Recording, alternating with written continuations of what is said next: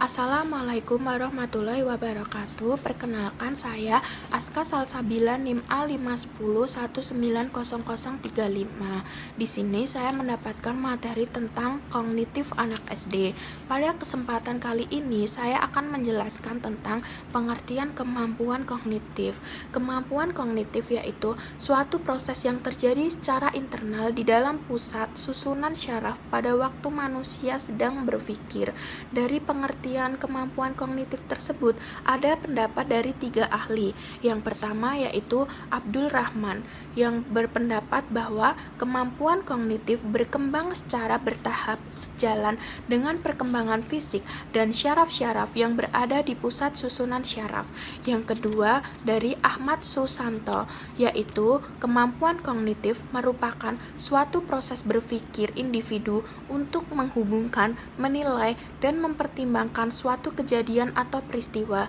Dan yang ketiga, ada pendapat dari Husdarta dan Nurlan bahwa kemampuan kognitif merupakan perkembangan kognitif yang suatu proses terus-menerus, namun hasilnya tidak merupakan sambungan atau kelanjutan dari yang telah dicapai sebelumnya. Jadi, dari pendapat ketiga ahli tersebut dapat disimpulkan bahwa kemampuan kognitif itu sangat berperan penting bagi keberhasilan anak dalam belajar, karena sebagian besar aktivitas anak dalam belajar selalu berhubungan dengan masalah mengingat dan berpikir. Baik, di sini saya Muflika Maimunah, NIM 24. Nah, di sini saya akan menjelaskan faktor-faktor apa saja sih yang mempengaruhi perkembangan kognitif peserta didik sekolah dasar. Nah, di sini faktornya ada 5. Yang pertama itu adalah kematangan, yang kedua itu pengalaman fisik, yang ketiga pengalaman sosial, yang keempat keseimbangan, nah yang kelima adaptasi. Nah, di sini saya akan menjelaskan kematangan.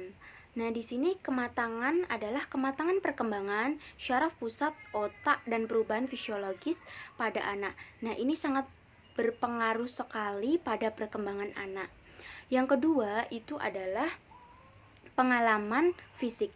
Ini adalah perkembangan yang interaksinya banyak dengan lingkungan. Semisal menulis, membaca, menggambar, seperti itu. Ini juga melatih aktivitas dan sistem otak pada anak.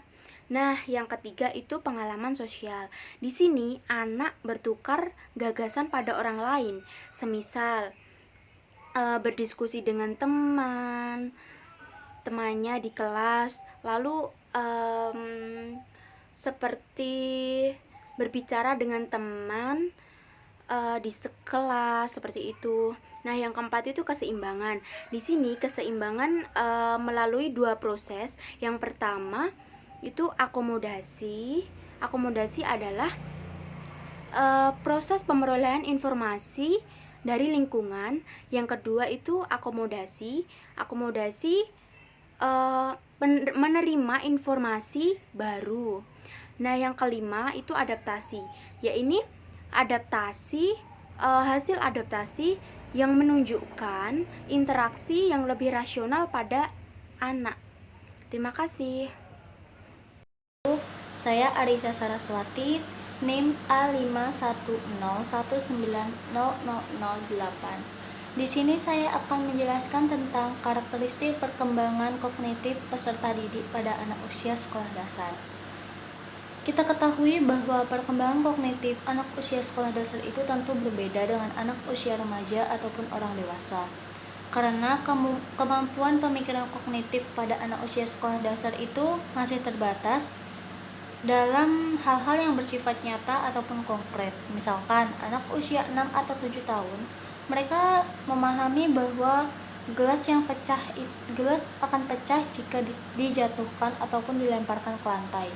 Namun, jika mereka ditanyai apa penyebab gelas tersebut bisa pecah, mereka tidak bisa menjelaskan dengan secara ilmiah. Begitu pula juga anak yang berumur 7 atau 9 tahun, jika mereka ditanyai tentang mengapa bumi mengelilingi matahari, maka mereka tidak dapat menjawab pertanyaan tersebut secara ilmiah. Karena mereka akan merasa kebingungan saat menjawab, dan mereka akan merasa stres karena pemikiran kognitif mereka itu belum mampu ataupun belum sampai kepada hal-hal yang rumit seperti itu. Menurut Piaget sendiri, setiap individu yang tumbuh mulai saat bayi ataupun saat baru dilahirkan hingga ke jenjang dewasa itu memiliki 4 tahap. Yang pertama itu yaitu tahap sensori motorik, yaitu dimana pada usia bayi yang baru lahir hingga ke 2 tahun. Terus yang kedua adalah tahap praoperasional, dimana itu pada umur 2-7 tahun.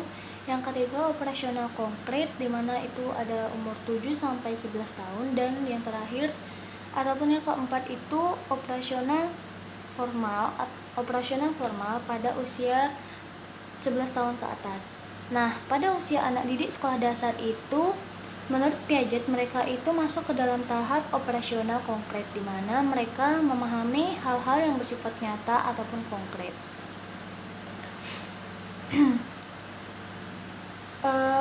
Di sini dalam masa ini anak itu telah mengembangkan 3 macam proses yang disebut operasi-operasi. Yang pertama itu yaitu negasi atau negation, di mana anak dapat memahami hubungan antara keberadaan benda ataupun keadaan yang satu dengan benda atau keadaan yang lain. Misalkan ada orang yang capek, nah mereka itu membutuhkan kursi, namun di saat itu tidak ada kursi. Nah, anak tersebut dapat memahami bahwa orang tersebut merasakan capek dan ia membutuhkan kursi untuk duduk beristirahat. Gitu. Yang kedua yaitu hubungan timbal balik atau resiprorik, di mana anak itu telah mengetahui sebab akibat dalam suatu keadaan. Ya, misalkan gelas pecah itu akibat dari gelas tersebut dijatuhkan di lantai yang menyebabkan gelas tersebut menjadi pecah. Terus yang ketiga yaitu identitas, di mana anak sudah mampu mengenal satu persatu deretan benda-benda yang ada. Misalkan dalam kelas, anak itu duduk di barisan nomor 3, maka keesokan harinya anak tersebut dapat memahami bahwa tempat duduk dia itu berada di barisan ketiga. Gitu. Sekian, terima kasih. Assalamualaikum warahmatullahi wabarakatuh. Nama saya Rafa Salsabila NIM 20. Di sini saya akan menjelaskan tentang kemajuan kognitif, di mana kemajuan kognitif terbagi menjadi 6 bagian. Yang pertama yaitu pemikiran sosial. Pemikiran sosial adalah cara berpikir dengan kesadaran ruang. Contohnya, Dani dapat menggunakan peta untuk memperkirakan jarak antara satu tempat ke tempat lain. Dani dapat menggunakan peta untuk memperkirakan waktu antara satu tempat ke tempat lain. Dani dapat menggunakan peta untuk menentukan arah mata angin. Yang kedua, sebab akibat. Contohnya, Dani mengetahui jika berbohong itu tidak baik dan berbohong itu bisa mendapatkan teguran, bahkan dapat mendapatkan hukuman. Yang ketiga adalah klasifikasi. Klasifikasi adalah kemampuan anak untuk berpikir logis. Contohnya, Dani dapat memilah objek ke dalam beberapa kategori, seperti kategori warna, antara itu warna merah, warna biru, dan juga dalam kategori bentuk, seperti bentuk lingkaran, persegi, dan lain-lain. Yang keempat, seriasi dan kesimpulan transitif. Seriasi dan kesimpulan transitif adalah kemampuan mengenali hubungan antara dua objek dan mengetahui hubungan masing-masing objek dengan objek lainnya. Contohnya, Dani dapat mengurutkan tongkat dari yang pendek ke yang panjang. Yang kelima yaitu penalaran induktif dan deduktif. Penalaran induktif adalah tipe penalaran logis yang bergerak dari observasi Dan penalaran deduktif adalah tipe penalaran logis yang bergerak dari premis umum. Contoh dari penalaran induktif adalah harimau mempunyai taring, serigala mempunyai taring, anjing mempunyai taring. Jadi dapat disimpulkan bahwa hewan karnivora memiliki taring. Terus contoh dari deduktif ialah dalam beraktivitas manusia memerlukan makanan. Jadi kalau manusia tidak makan, maka tubuh akan lemas. Yang keenam yaitu konservasi. Konservasi adalah dalam memecahkan masalah konservasi, anak dalam tahap operasional konkret dapat mencari jawaban dalam otak mereka. Contohnya, anak dapat mengurutkan objek yang besarnya sama tetapi beratnya berbeda. Sekian dari presentasi saya. Pokok bahasan kognitif ada perkembangan memori, memori sensoris, memori kerja, dan memori jangka panjang. Perkembangan memori sendiri dibagi menjadi 5. Metamemori, mnemonik, perkembangan pemikiran kritis, perkembangan kreativitas, dan juga perkembangan bahasa. Lalu, pokok bahasan kognitif A. Perkembangan memori. Cara otak menyimpan informasi dipercaya bersifat universal, walaupun efisiensi dari sistem tersebut bervariasi dari orang ke orang. B. Memori sensoris adalah sistem penyimpanan awal sementara bagi informasi sensoris yang masuk. C. Memori kerja adalah sebuah gudang jangka pendek bagi informasi yang sedang dikerjakan oleh seseorang pada saat ini. D. Memori jangka panjang, sebuah gudang dengan kapasitas penyimpanan yang tidak terbatas, menyimpan informasi dalam jangka waktu yang sangat lama. Tahap perkembangan memori ada metamemori, terjadi pada anak usia 5-7 tahun. Anak-anak TK dan tingkat pertama mengetahui bahwa orang akan mengingat lebih baik jika mereka belajar lebih lama. Orang akan melupakan sesuatu seiring dengan berjalannya waktu dan akan lebih mudah untuk mempelajari kembali sesuatu yang telah dipelajari daripada mempelajarinya untuk pertama kali. Yang B, mnemonik. Selama periode ini, memori jangka pendek anak telah berkembang dengan baik. Akan tetapi, memori jangka panjang tidak terjadi banyak peningkatan dengan disertai adanya keterbatasan. Terdapat 4 macam strategi mnemonik, yaitu pertama, bantuan memori eksternal, terjadi pada anak usia 5-6 tahun. Contohnya, seseorang membuat daftar yang harus dia lakukan pada 1 hari penuh ini. Yang kedua, rehearsal, suatu strategi meningkatkan memori dengan cara mengulang berkali-kali informasi yang telah disampaikan. Terjadi pada anak usia 6-7 tahun. Ketiga, organization, pengelompokan dan pengategorian sesuatu yang digunakan untuk meningkatkan memori. Terjadi pada anak usia 10 tahun, tetapi anak yang lebih muda dapat melakukannya. Contohnya, anak SD sering mengingat nama-nama teman sekelasnya menurut susunan di mana mereka duduk dalam satu kelas. 4. Elaborasi, mengasosiasikan item yang akan diingat dengan sesuatu yang lain seperti frasa, skin, atau cerita. Contohnya, Yolanda mengingat garis nada musik E, G, B, D, F dengan mengasosiasikannya dengan frasa every goodbye that's fine.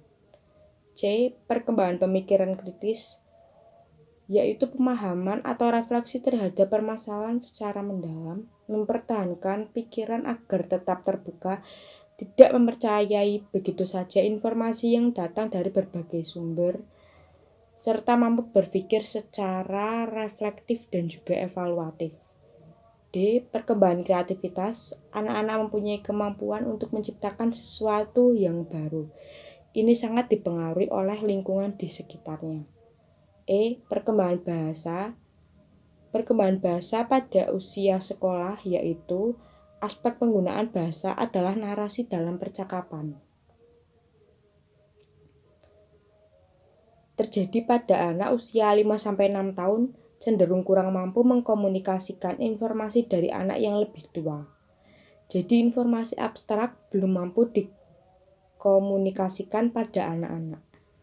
Kedua, meningkatnya jumlah pembendaharaan dan spesifikasi definisi. Walaupun sering terjadi peningkatan pembendaharaan kata, selalu tidak dapat memahami makna kata atau kalimat. Karena terjadi bila anak tidak menguasai pembendaharaan kata dalam kalimat, anak itu dapat memahami makna atau kalimat secara tepat. Sebaliknya, anak yang menguasai arti dari seluruh kata dalam suatu kalimat tertentu tidak dapat memahami makna atau suatu kalimat. Untuk itu, dalam dimaknai suatu kata ataupun kalimat diperlukan lebih banyak kemampuan menjustifikasi suatu kata atau kalimat daripada sekedar mengetahui arti kata. Assalamualaikum warahmatullahi wabarakatuh. Nama saya Aisyah Nur Aini. Di sini saya akan mempresentasikan tentang tahap-tahap perkembangan kognitif. Menurut teori Pease, setiap individu pada saat tumbuh mulai dari bayi yang baru dilahirkan sampai menginjak usia dewasa mengalami 4 tingkat perkembangan kognitif, yaitu yang pertama yaitu tahap sensorimotorik pada usia 0 sampai 2 tahun. Pada usia ini itu seperti bayi. Bayi itu kalau bayi itu gerakannya masih gerakan-gerakan refleks.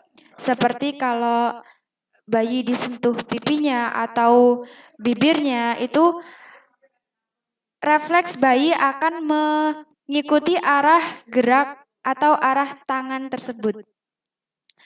Kemudian pada tahap ini, perkembangan panca indera sangat berpengaruh.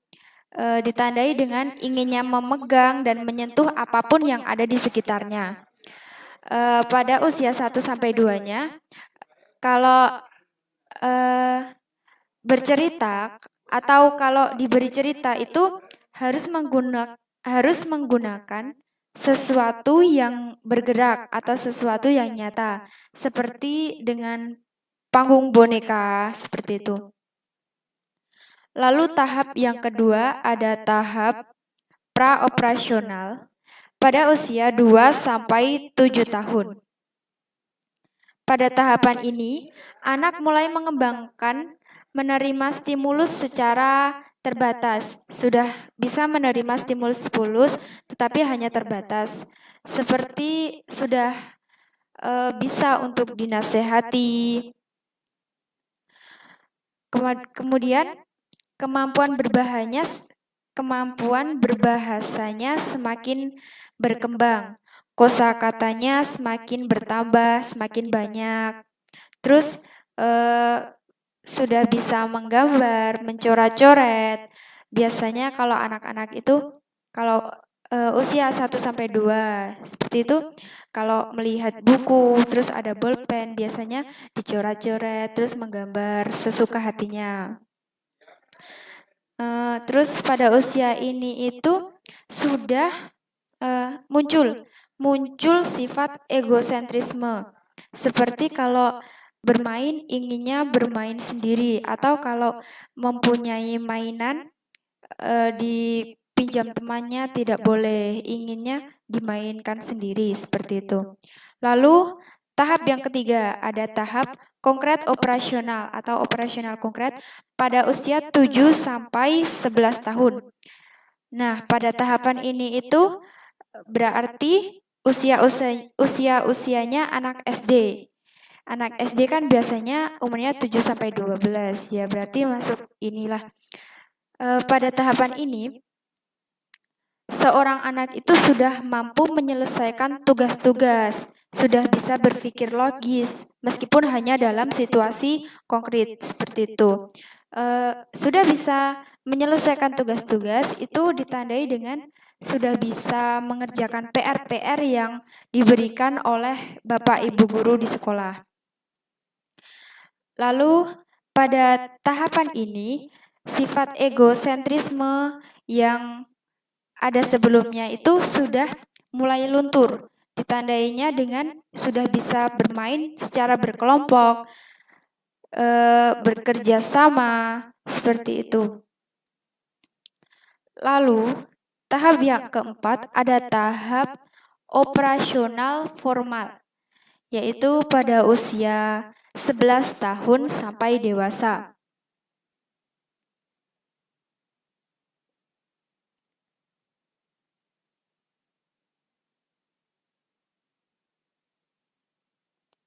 Maaf.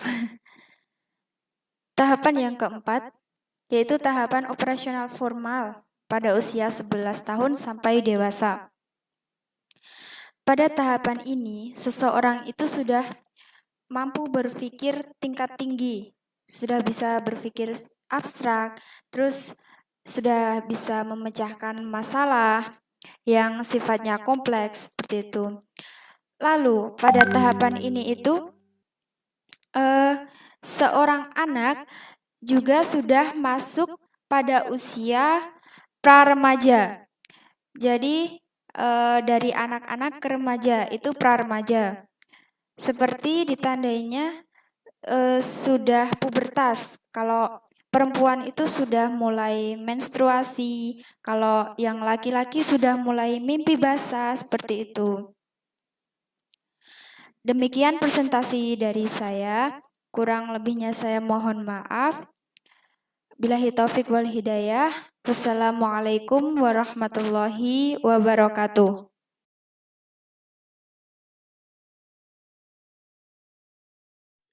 Aspek perkembangan sendiri memiliki arti sebagai proses perubahan kuantitatif dan kualitatif individu dalam rentang kehidupannya, mulai dari masa konsepsi, masa bayi, masa kanak-kanak, masa remaja, sampai masa dewasa. Perkembangan dapat diartikan juga sebagai suatu proses perubahan dalam diri individu atau organisme, baik fisik maupun psikis, menuju tingkat kedewasaan atau kematangan yang berlangsung secara sistematis, progresif, dan berkesinambungan. Perkembangan sendiri memiliki beberapa aspek. Yang pertama, aspek perkembangan pertama yakni aspek fisik dan motorik. Berkaitan dengan perkembangan fisik dan motorik, Kuhlen dan Tom Post menyatakan bahwa perkembangan fisik individu meliputi 4 aspek, yakni pertama, struktur fisik yang meliputi tinggi badan, berat badan, dan persepsi tubuh. Kedua, sistem saraf yang mempengaruhi perkembangan aspek lainnya, yakni intelektual dan emosi. Ketiga, kekuatan otot yang akan mempengaruhi perkembangan motorik. Aspek yang kedua yakni aspek kognitif atau intelektual.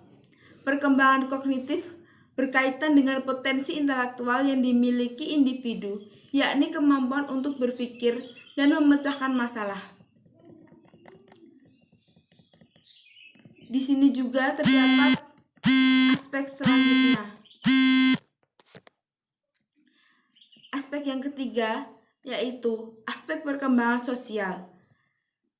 Perkembangan sosial individu ditandai dengan pencapaian kematangan dalam interaksi sosialnya, bagaimana ia mampu bergaul, beradaptasi dengan lingkungannya, dan menyesuaikan diri terhadap norma-norma kelompok. Aspek perkembangan keempat, yakni aspek perkembangan emosi. Emosi adalah perasaan intens yang ditunjukkan kepada seseorang atau suatu kejadian. Ragam emosi dapat terdiri dari perasaan senang mengenai sesuatu, marah kepada seseorang, ataupun takut terhadap sesuatu. Itu yang dapat saya sampaikan. Sebelumnya, Assalamualaikum warahmatullahi wabarakatuh. Perkenalkan, nama saya Ahmad Mahbubi, NIM 38. Di sini saya akan menjelaskan tentang mengembangkan perkembangan kognitif peserta didik sekolah dasar atau SD.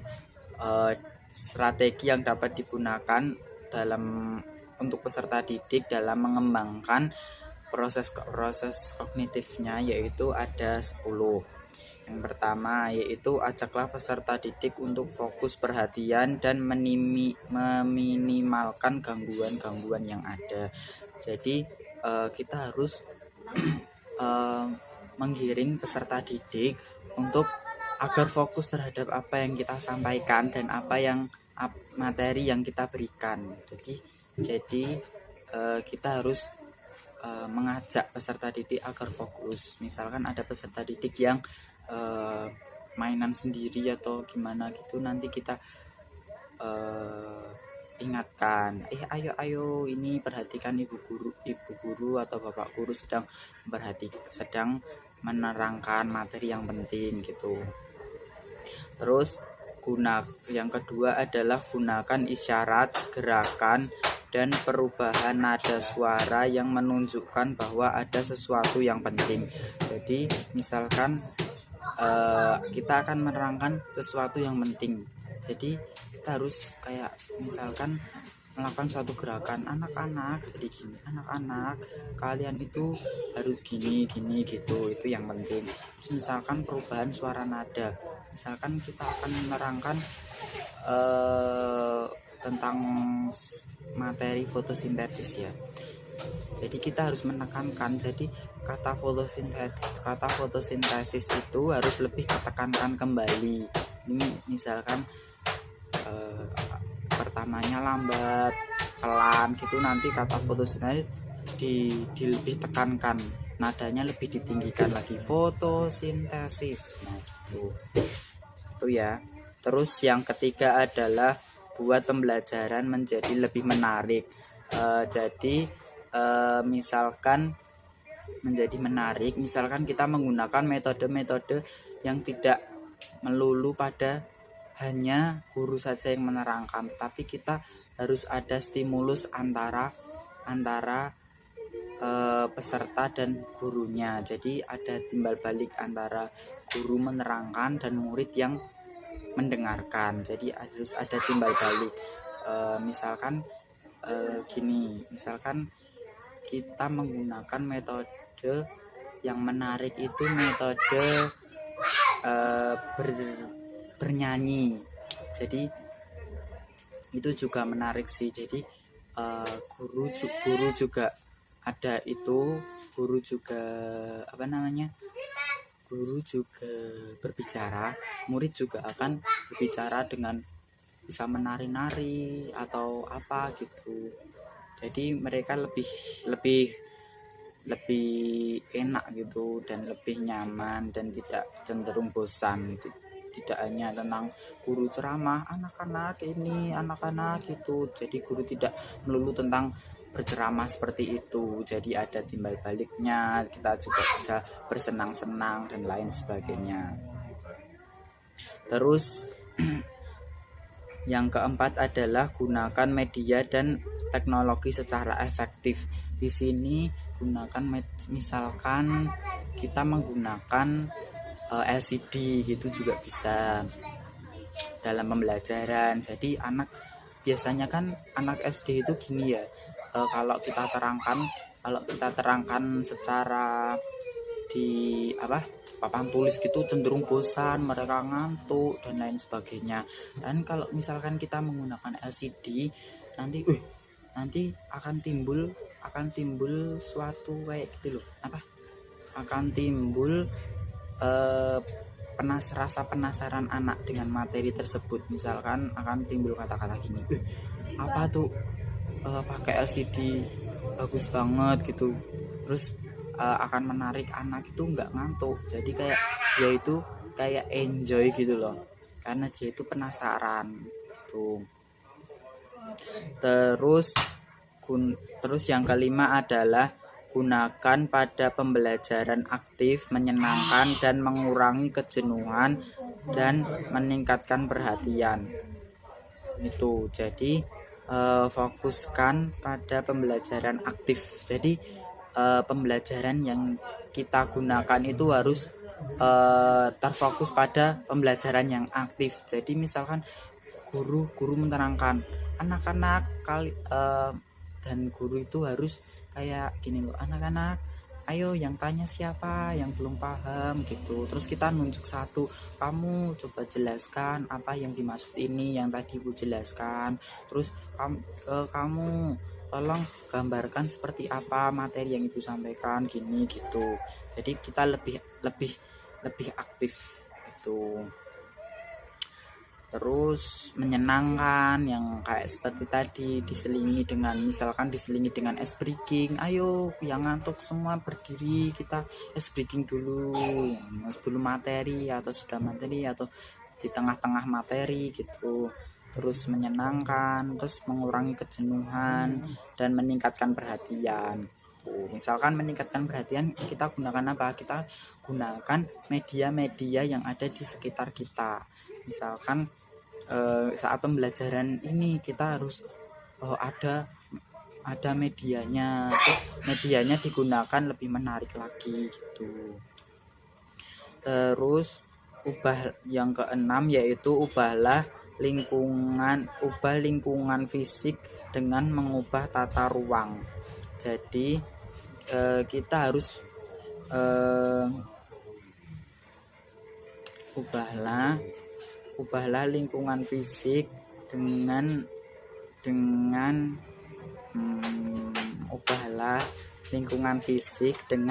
mengubah tata ruang. Jadi misalkan gini ya, kan ruangan itu selalu monoton.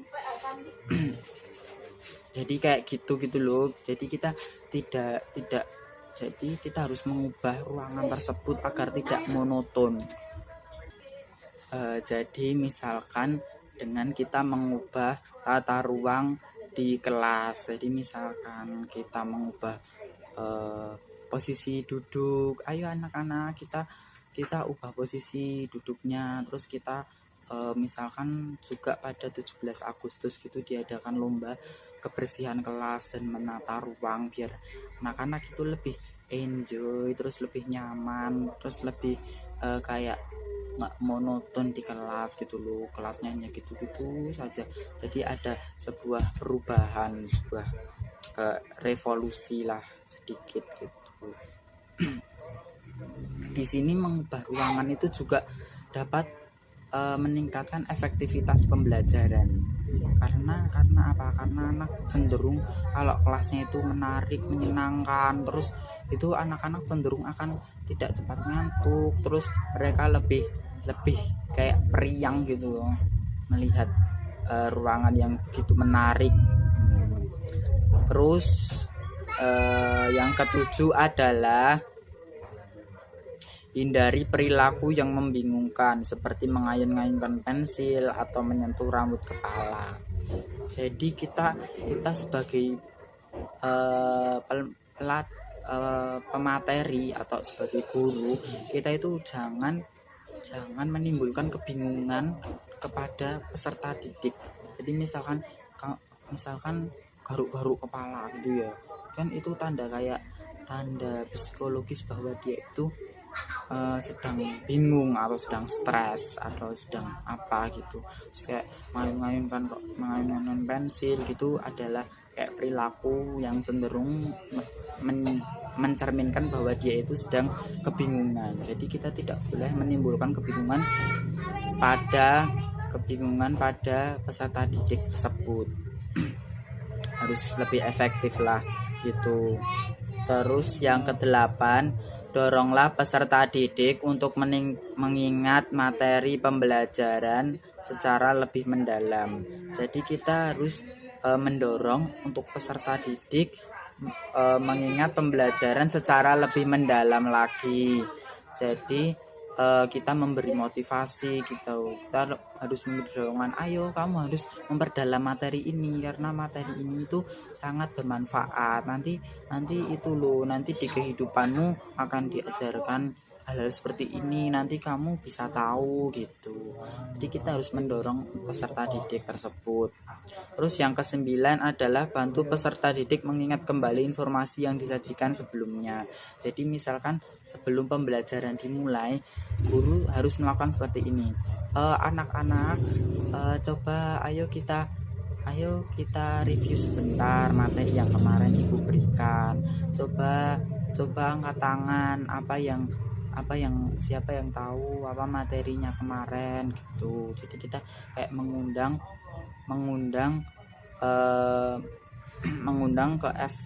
keaktifan mereka. Jadi pada anak-anak usia sekolah dasar gitu, keaktifan itu memang harus dipancing-pancing terlebih dahulu supaya muncul gitu. Jadi bisa begitu, bisa diterapkan seperti itu. Agar apa? Agar peserta didik itu tidak lupa dengan materi yang sebelumnya, karena muncul materi baru sehingga tidak ada review, maka mereka akan melupakan materi-materi yang telah disampaikan, dan itu percuma. Jadi sebelum guru menyampaikan materi baru, ia harus terlebih dahulu mereview apa yang telah ia sampaikan sebelumnya. Jadi misalkan kita menunjuk, iya kamu coba jelaskan apa yang ibu guru sampaikan gitu lah. Setelah kita mengundang keaktifan peserta didik, kita harus membenarkan. Misalkan ada yang salah, misalkan ada yang menjawab salah, kita tidak boleh menghardik dia, tidak kamu salah, yang lain coba gitu, enggak gitu. Jadi kita harus memberikan sebuah reward dulu, ya bagus, kita beri tepuk tangan dulu gitu. Jadi biar tidak ada timbul rasa selalu salah terhadap diri anak.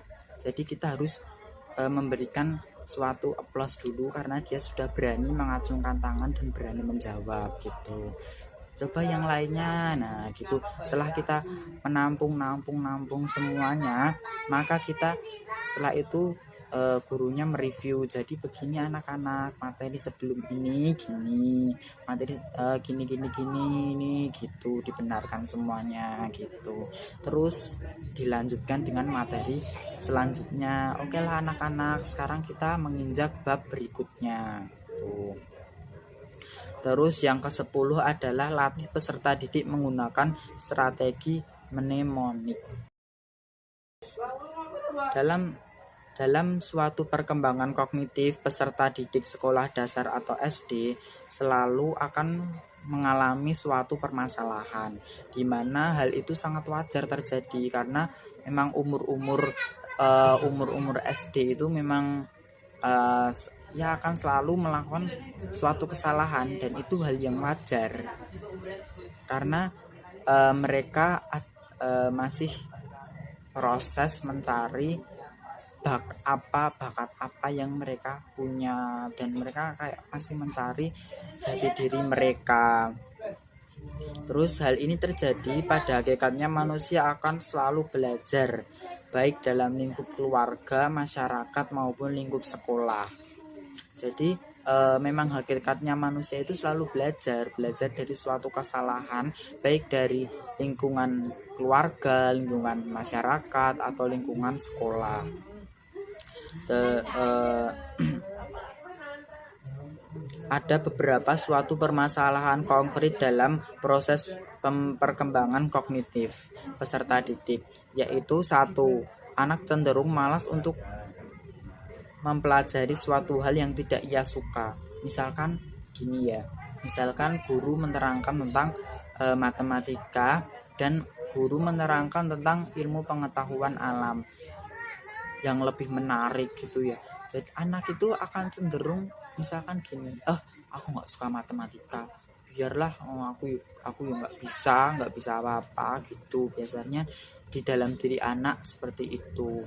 Terus aku lebih suka IPA, jadi nanti kalau pelajaran IPA aku harus siap beneran, harus siap bukunya, harus siap ini. Terus kalau matematika males, matematika gini gitu. Jadi gitu.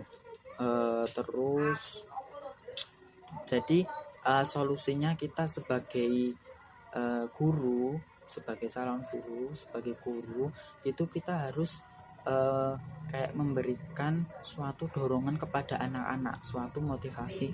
Ayo, misalkan anak yang benci tentang matematika gitu ya, ayolah anak, ini menyenangkan kok, matematika itu menyenangkan, tidak membosankan gitu. Terus misalkan agar anak tidak malas gitu ya, gitu kita memberikan materi matematika. Misalkan anak itu cenderung kan matematika SD, karena saya juga pernah mengalaminya. Jadi misalkan gini, kita memberi tadi satu, memberi motivasi, terus yang kedua kita menggunakan metode yang menarik, misalkan perhitungan atau perkalian. Kita menggunakan lagu, dan anak-anak itu harus kayak aktif menyanyikan, harus menari, harus sedang gembira gitu. Biasanya pelajaran yang seperti itu akan lebih masuk ke dalam memori jangka panjang mereka, akan lebih masuk pada kognitif mereka gitu. Misalkan ada lagi, biasanya mereka itu sering lupa dengan itu ya, mereka itu benci dengan penghafalan nama-nama ibu kota di seluruh Indonesia. Itu kan banyak banget, dan nggak mungkin kan harus menghafal satu persatu, dan cenderung anak itu lebih malas, kayak apa iki gak apal gini gitu, banyak banget gitu kan. Nah, kita itu harus memberikan suatu metode yang menarik seperti menyanyi. Kita sangkutkan dengan ibu kota negara dengan lagu naik Delman gitu bisa. Terus anak-anak akan lebih cenderung oh ya ini kok menyenangkan ya pelajarannya ini ternyata gitu. Terus yang kedua adalah anak usia sekolah dasar cenderung takut untuk salah. Jadi kembali lagi yang saya jelaskan tadi, anak cenderung merasa salah itu karena apa? Karena tidak ada emosi percaya kepada si anak dari guru tersebut.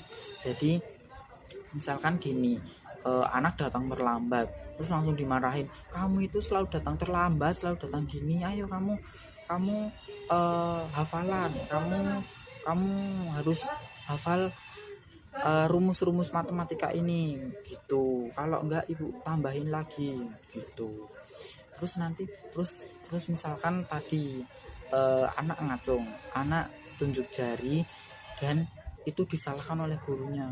Terus kamu salah menerangkan ini, terus coba yang lain. Nah gitu akan menimbulkan suatu kayak dalam diri anak ini tuh cenderung aku kalau jawab juga paling salah gitu.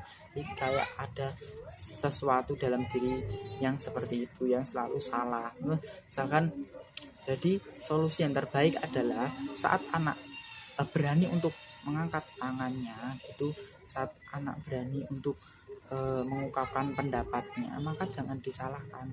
Jadi kayak kita tampung dulu, kita beri applause, ayo anak-anak, kita beri applause, kita beri tepuk tangan dulu untuk si A karena dia sudah berani menjawab gitu. Coba yang lainnya. Nah gitu, kita harus beri reward dulu.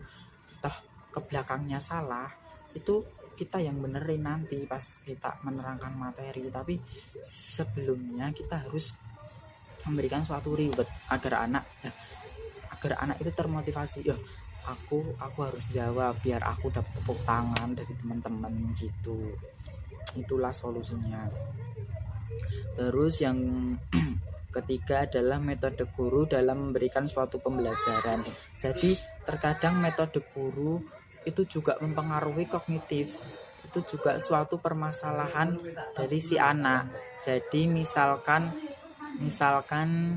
metodenya selalu ceramah, dan ceramah, anak itu akan cenderung bosan dan biasanya ngelentruk di kelas, terus tiduran, leyehan, terus ngelakuin hal-hal yang tidak penting, lari-lari gitu. Jadi kita harus menggabungkan permasalahan anak tersebut. Misalnya anak selalu lari-lari, selalu teriak-teriak, itu kita menggunakan metode dengan metode menari, kita menggunakan metode menyanyi, bergembira, jadi gitu. Jadi terus misalkan kita juga bisa menggunakan metode dengan tidak selalu melulu di kelas. Misalkan kita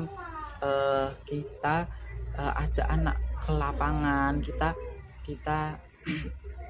kita persilahkan anak untuk mengeksplor alam, mengeksplor apa yang ada di sekitar gitu, dan kita sangkutkan pada materi yang ada gitu, materi yang akan kita bahas gitu. Terus misalkan lagi itu kita menggunakan metode pembelajaran ya seperti itu sih yang bisa saya sampaikan gitu. Terus misalkan dengan suatu permainan kucing-kucingan, kucing dengan tikus gitu kan juga bisa. Karena pelajaran itu tidak melulu dengan materi, tidak melulu dengan apa yang ada di buku, tapi kita harus mengeksplor, sebagai guru kita harus mengeksplor hal-hal yang di luar buku. Jadi kita tidak boleh terpacu kepada buku yang diberikan oleh kepala sekolah kepada kita. Jadi kita harus mengeksplor lagi, kita harus mencari metode ini bila digunakan kepada materi ini kayaknya bagus gitu. Kita harus seperti itu. Terus yang keempat adalah ketika anak hanya terpaku pada satu buku pegangan, di mana anak diminta untuk mempelajari isi buku tersebut. Nah, ini juga ada sangkut pautnya dengan yang tadi. Jadi materi itu tidak melulu dengan buku pegangan anak tersebut. Kita itu harus istilahnya ngeloske anak agar mereka mengeksplor buku-buku yang lain. Jadi guru sekarang itu cenderung anak-anak harus pelajari ini, nanti ini keluar di sini, ini nanti harus dipelajari dengan teliti gitu, bab ini, halaman ini sampai dengan rinci seperti itu. Jadi anak hanya terpaku dan terkunci pada buku tersebut, tidak bisa mengeksplor yang lain gitu. Jadi di sini solusinya adalah guru harus memberikan kebebasan kepada anak untuk mempelajari materi-materi lain selain yang ada di buku tersebut. Misalkan anak-anak, kalian boleh browsing, kalian boleh mencari buku lain, referensi lain gitu, karena materi itu tidak melulu tentang yang ada di buku tersebut. Terus misalkan kita juga harus mengajarkan pada anak bahwa materi tersebut juga bisa dipelajari kok di lingkungan sekitar kalian, karena materi tidak hanya melulu kepada buku tersebut saja, melainkan dalam kehidupan kita juga ada materi tersebut, karena itu mencerminkan gitu. Jadi kita juga bisa, ini juga metode sih, kembali ke yang sebelumnya ini, metode yang digunakan itu kita terjun langsung ke dalam materi tersebut. Misalkan ilmu pengetahuan sosial tentang berinteraksi dengan masyarakat, kita harus bawa anak-anak keluar kelas ke dalam lingkungan masyarakat. Kita harus mengenalkan, ini loh anak-anak, lingkungan masyarakat, ada Pak RT, terus ada kelurahan, Pak Lurah, ada Pak Camat, terus di sini ada Pak RW, terus di sini gitu. Terus bagaimana cara berinteraksi, terus kita mengajarkan cara ngomong yang sopan, yang baik, terus cara attitude, etika, sopan santun gitu, bisa dipelajari tidak melulu di dalam kelas. Begitulah yang dapat saya sampaikan. Kurang lebihnya saya mohon maaf. Wabillahi taufik wal hidayah. Wassalamualaikum warahmatullahi wabarakatuh.